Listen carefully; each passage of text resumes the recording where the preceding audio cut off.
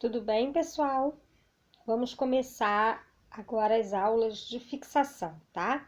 Nós vamos começar um processo de fixação dos conteúdos estudados até agora e a gente vai iniciar por NOX, que foi o conteúdo mais recente, e para que a gente consiga tirar todas as dúvidas que ainda temos, tá? Então, presta atenção. Quem tiver com dificuldade, quem ainda não compreendeu, eu vou explicar bem devagar e vou fazer exercício. Então, é importante que vocês sigam a ordem correta dos vídeos, assistindo esse primeiro e assistindo ao outro vídeo em seguida, que é a prática, tá? O exercício, o cálculo propriamente dito. Nesse vídeo aqui eu não vou falar o que é NOX, tá, gente? Nós vamos fazer o cálculo, quer dizer, lembrar os princípios do cálculo do NOX. Então, nós temos três situações para calcular o NOX. Quando a substância for simples, quando a substância for composta ou quando for um íon. E aí, pessoal, a gente já viu, mas é bom relembrar. Toda substância simples, não vou precisar fazer cálculo, porque a minha substância simples, o NOX dela é zero. Galera, a substância simples, formada por um único tipo de elemento. Então, eu tenho, por exemplo, aí o ozônio, O3. Mas poderia ser o ozônio, poderia ser o gás oxigênio, O2, poderia ser o ferro, poderia ser o H2, que é o gás hidrogênio, Cl2, que é o gás cloro. Não importa qual substância simples. Sempre que for uma substância simples, eu não faço cálculo, galera. Eu já sei que ela vale zero, tá? Que o NOX daquela substância é zero. Agora, se ao invés de ser uma substância simples, for um íon simples, o íon, galera, um elemento que ganhou ou perdeu elétrons. O NOX vai ser a própria carga. Por exemplo, eu coloquei aí um Cl-, que é o cloro, né? Cloro família 17, ele é monovalente, ele tem um sinalzinho de menos aí, porque indica que ele ganhou um elétron. Então, se eu tenho só o menos, que indica 1, o NOX do meu cloro é menos 1. Se fosse um cátion, por exemplo, o sódio, Na+, também não tem número, significa que eu tenho só um elétron. Gente, não tem número ao lado do sinal no íon, significa que aquela carga é 1. Então, se for só o mais ou só o menos, o NOX daquele íon é 1. Agora, se fosse O2-, né, o oxigênio, e lá em cima, em vez do menos, tivesse o 2-, tem o número 2. Tem o número 2, está indicando que ele ganhou 2 elétrons. Sendo assim, o NOX dele é 2, ok? O NOX vai ser a própria carga, tá? Seja ele ânion ou seja ele cátion. Agora, se for uma substância composta, que tem mais de 2, 3 elementos, eu preciso fazer o cálculo de todos os elementos, de todos os envolvidos. E o somatório de todos os envolvidos tem que dar zero. Mas calma, pessoal. Eu sempre vou ter um cátion e um ânion, mesmo que seja uma substância composta. Então, a minha carga de cátion e ânion, o número, o valor tem que dar igual. O que vai mudar são os sinais. Então, por exemplo, se eu pegar aqui o cloreto de sódio, eu vou explicar esses exemplos no outro vídeo, tá? Mas só para a gente entender um pouquinho. Se eu pegar aqui o cloreto de sódio, que é o NaCl, né? Sódio e cloro. o NOx deles tem que dar 0, da substância. Então, o meu sódio, que é o cátion, ele é +1. O meu cloro, que é o ânion, tem que ser -1. Eu já sei que eles valem isso, mas se eu quisesse descobrir, bastava que eu soubesse um dos dois e o outro seria o mesmo valor com carga contrária. No próximo vídeo, nós vamos fazer vários cálculos de substâncias compostas, tá? Nós não vamos fazer nem de íon e nem de substância simples, já que para isso não precisa de cálculo. Eu já sei automaticamente que simples é 0 e que íon é a própria carga, tá? Os que nós vamos ter que calcular, aí sim a gente vai praticar, tá bom? Só para a gente ver aqui mais uma coisa. Eu coloquei aqui para vocês uma tabela de elementos que muito pouco variam, que quase nunca variam, tá? O NOx deles, em certas situações, sempre vão ser esses valores. Por que que é importante eu saber isso? Porque quando eles estiverem numa fórmula química de uma substância que eu precise conhecer os NOxes, esses aí eu não vou precisar descobrir. Eu já sei, porque eles não variam. Então, eu vou começar por eles. Quando eu começo a fazer o cálculo do meu NOx, eu começo pelos NOxes dos elementos que eu já conheço, que eu sei que valem aquele número, que eu sei que eles modificam muito pouco ou não modificam. Então, eu sei que eu começo por eles para descobrir os outros, tá? Então, eu vou explicar rapidinho, vou só mencionar para vocês. Os elementos da família 1, por exemplo, o lítio, o sódio, o potássio, o rubídio e o césio, quando eles estão numa substância composta, eles vão ter o NOx +1.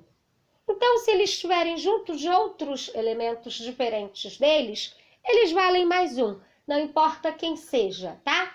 Veio alguém junto de lítio, sódio, potássio, rubídio e césio, eles valem +1. Alguém diferente deles, senão era substância simples.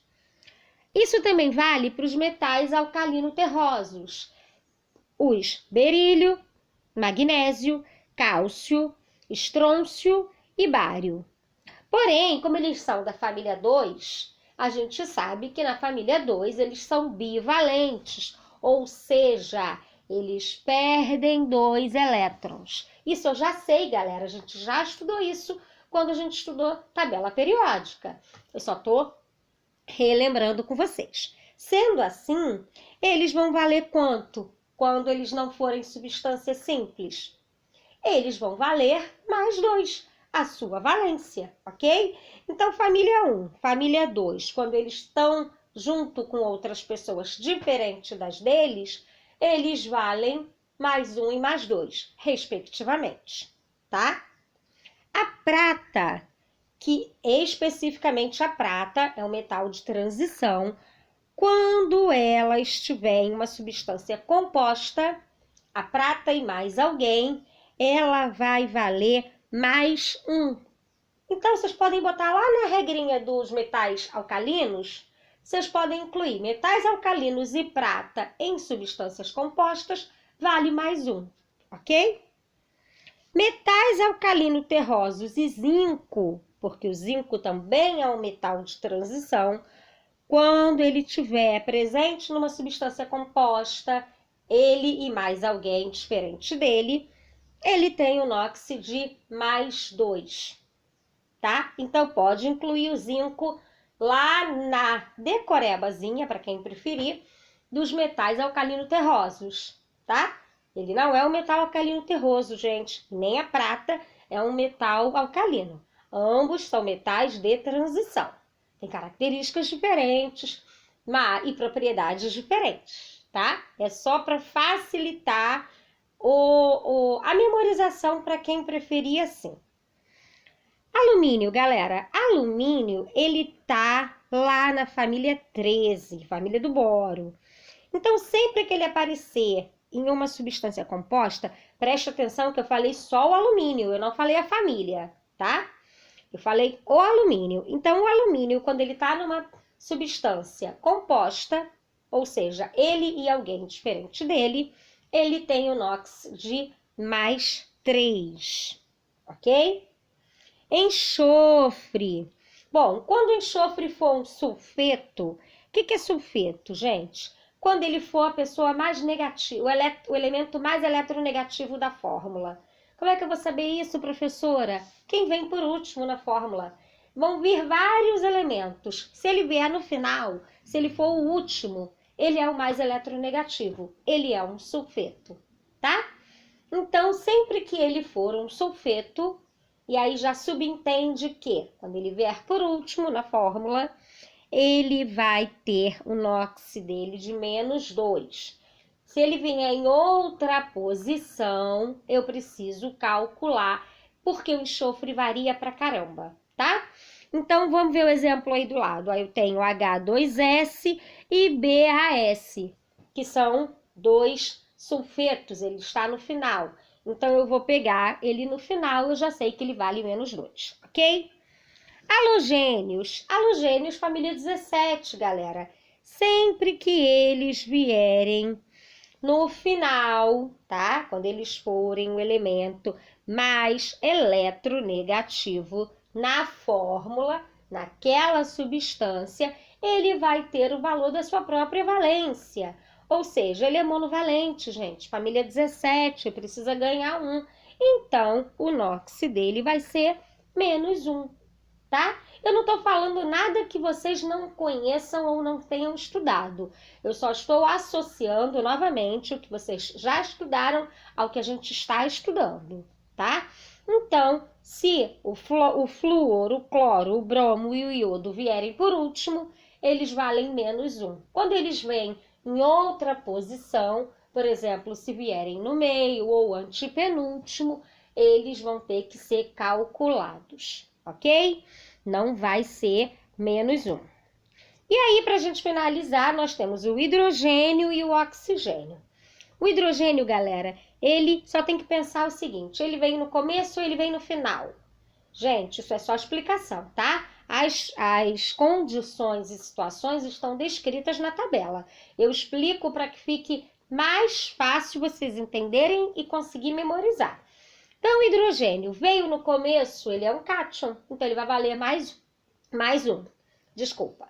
Se ele vier no final, ele é um ânion, ele vai valer menos 1. Gente, ele não vai valer número diferente de 1, porque ele só tem um elétron, ele só se assemelha ao hélio, ele só ganha um elétron, ok? Então, quando ele for cátion, mais 1. Quando ele for ânion, menos 1. Mas presta atenção aqui quando eu falei ânion, tá? Quando ele vier por último, quando ele for o elemento mais eletronegativo. Gente, quando a gente fala em mais eletronegativo ou menos eletronegativo, ele tem que ser o último, não tem que ter nenhum elemento depois, tá bom? E aí, eu vou para o oxigênio, que é o último, que pouco varia e que tem na maioria das minhas fórmulas. O oxigênio, galera, no geralzão, na maioria das substâncias compostas, onde eles estão lá com outros elementos diferentes deles, ele vale menos 2, tá? O oxigênio é o segundo elemento mais eletronegativo da tabela, então geralmente ele vem no final. Ele só vai deixar de vir no final quando ele for um fluoreto, e aí o flúor vem no final, porque o flúor é mais eletronegativo que ele. A gente já sabe que a posição na fórmula tem uma indicação de eletronegatividade e, consequentemente, de eletropositividade, tá? Então, assim, ele veio no final, ele é o mais negativo de todo mundo, de uma substância composta, e nesta substância eu tenho mais de 2 elementos, ele é menos 2. Por que mais de 2 elementos, galera? Porque eu tenho aí 2 óxidos que são exceções. Como a gente ainda não estudou os óxidos, é melhor a gente pensar que passou de 2 elementos, a gente fica no conforto. Porque quando eu tenho um óxido, o que é um óxido? Óxido são 2 elementos químicos aonde o mais negativo é o oxigênio. Então, vai ser algum elemento junto com o oxigênio. Por exemplo, como tem aí o K2O4, o BaO4, o H2O2, o Ag2O2. Esses elementos, essas substâncias, são óxidos, tá? Porque eles são formados por dois elementos químicos, aonde no final ele é o oxigênio é o mais eletronegativo. Como a gente ainda não estudou, então a gente exclui todos os óxidos da certeza daquele -2, tá? Mas ele só vai ser excluído de fato os peróxidos e os superóxidos. Então, a princípio, eu vou evitar colocar óxidos para a gente calcular, para não confundir vocês. Mas, no geral, se ele vier também em forma de óxido, aí a gente faz o cálculo dele por último. E aí a gente descobre ele. Mas se eu não colocar um óxido para vocês, colocar 3 elementos ou mais, ele estando por último, ele vale -2. Então, gente, vai aparecer muito com oxigênio no final. E aí vocês já vão no automático. Oxigênio no final vale -2, tá bom? E fluoretos, quando o flúor vier no final e só vier antes dele o oxigênio, ele também não vai valer -2. Ele vai valer +1. Por que ele vai valer mais? Porque ele vai ser menos eletronegativo do que o flúor. Então, teoricamente, o flúor vai ser o ânion e o oxigênio vai ser o cátion, tá? Tudo isso a gente já tinha visto, é só para a gente relembrar. Não precisa decorar a tabela, galera. Isso são só para a gente ter uma clareza de conhecimentos para facilitar o nosso cálculo nas nossas substâncias, ok? Eu recomendo que vocês assistam o próximo vídeo, já quem quiser, com papel e caneta na mão, porque se vocês quiserem anotando, pausando o vídeo, fazendo junto, é bacana. Se não, não tem problema, depois vocês anotem, tentem fazer. Depois vai lá para o vídeo e faz a própria correção, uma autocorreção, que também serve para uma prática, tá? Para fixar. E, obviamente, com a tabela na mão, para poder a gente identificar os elementos de acordo com as famílias e assim saber os seus NOxes. Eu espero que vocês tenham compreendido. Eu desejo uma ótima semana. Não deixem de assistir o próximo vídeo. Um beijo, até o nosso próximo encontro.